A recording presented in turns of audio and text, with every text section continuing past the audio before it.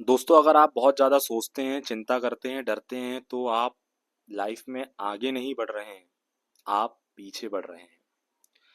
The reason is, चार तरह के स्टेट होते हैं। स्टेट पहला होता है बीटा, दूसरा होता है अल्फा, फिर होता है थीटा, फिर होता है गामा। वेव्स होते हैं और ये स्टेज होते हैं मन के हमारे। तो सबसे पहले हम बात करते हैं बीटा। जो बीटा होता है वो हमारा एक, समझ लो कि कॉन्शियस माइंड होता है, जो बहुत ज्यादा सोचने का काम करता है। एनालाइज, लॉजिकल, ये सारी चीजें हमारा माइंड करता है, कॉन्शियस माइंड करता है। तो ये बहुत ज्यादा सोचता है, बहुत ही ज्यादा।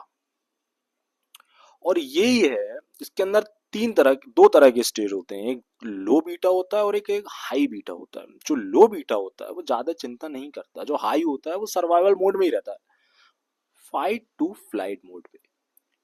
फ्लाइट टू फ्लाइट मोड का मतलब ये है कि जब हम कोई भी जानवर या किसी भी चीज को देख के डरते हैं, तो वो हमारा सर्वाइवल मोड स्टार्ट हो जाता है। तो हमारी बॉडी 24 आवर सर्वाइवल मोड में रहती है। Reason for what, reason for what, कि हम बीटा स्टेट में रह रहे हैं। तो दोस्तों, फिर आता है अल्फा। अल्फा स्टेज जो है वो ब्रिज है कॉन्शियस एंड सबकॉन्शियस माइंड के बीच की। तो वहां जाने के लिए, अल्फा स्टेज जाने के लिए हमें रहना पड़ेगा शांत। मगर हम शांत बैठते नहीं है। खाली बैठे रहेंगे तो कुछ ना कुछ सोचेंगे, खाली बैठे रहेंगे तो टीवी देखेंगे, खाली बैठे रहेंगे तो बात करेंगे। तो the reason is that, alpha stage के पास अगर हमें जाना है तो हमें रहना पड़ेगा शांत, हमें करना पड़ेगा मेडिटेशन। ये है भाई रीजन। तभी हम शांत रह पाएंगे, तभी हम अपने विचारों को, अपनी भावनाओं को देख पाएंगे। तो अल्फा स्टेज का कहना ही यही है कि भाई आप अगर शांत बैठोगे तभी मैं आ पाऊंगा।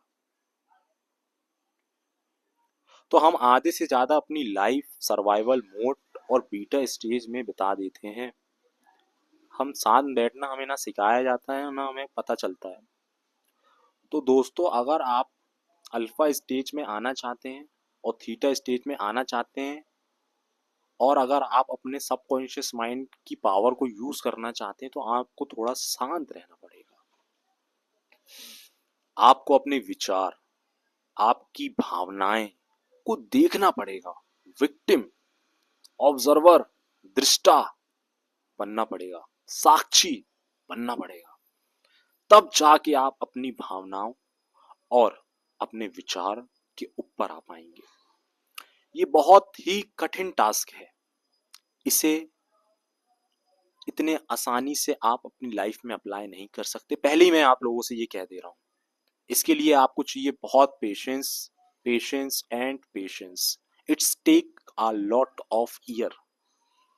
हम सोचेंगे कि 1 महीना 2 महीना में हो जाए, तो ऐसा नहीं है। आपको इस तरह की आपको अपनी भावनाओं और अपने विचारों से अटैच होने की जो प्रैक्टिस है वो कई सालों की है। तो आप अगर ये सोचोगे कि मैं 4-5 दिन या हफ्ता भर में अपने विचार और अपने भावनाओं का दृष्टा हो जाऊंगा, विक्टिम हो जाऊंगा, साक्षी हो जाऊंगा, तो इट्स नॉट पॉसिबल। जब आप अपने विचार और अपनी भावनाओं के साक्षी हो जाएंगे, तो धीरे धीरे जो विचार और भावनाएं इतनी जोर से आपको पकड़ती थी, वो हल्का हल्का पकड़ेंगी, एकदम से अटैच नहीं आएंगी। आप अपने विचार और खुद के बीच में एक फासला महसूस करेंगे। आप अपने भावना, कोई भी भावना हो सकती है। भावना का मतलब होता है दुख, दर्द, डर, चिंता, सेक्स, और बहुत सारी हैं, ईर्ष्या।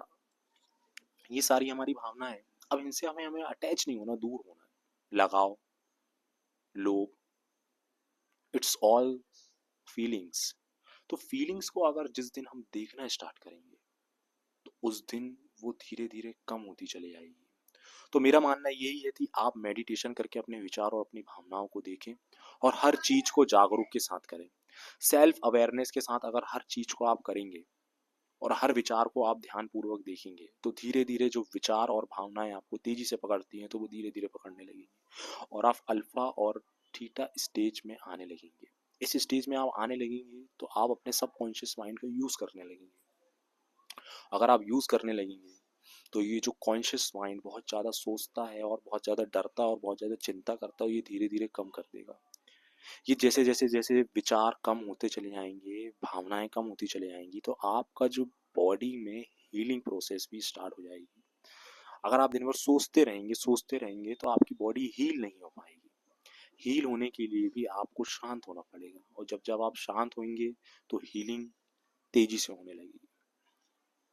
इसलिए दोस्तों, आप अगर बीटा स्टेज में हैं तो अल्फा और थीटा स्टेज में आने की कोशिश करें। कैसे कर सकते हैं? आप एक तो सेल्फ अवेयरनेस की प्रैक्टिस कर सकते हैं और ऑब्जर्वर बन सकते हैं अपने विचार और अपने भावनाओं की। अगर आपको और डीप में सुनना है और समझना है ये सब चीज़ें क्या होती हैं, कैसे होती हैं, तो आप मेरी वीडियो को सब्सक्राइब कर सकते हो, मेरे चैनल को, ऐसी अमेजिंग वीडियो देखने के लिए। Thanks for watching this video.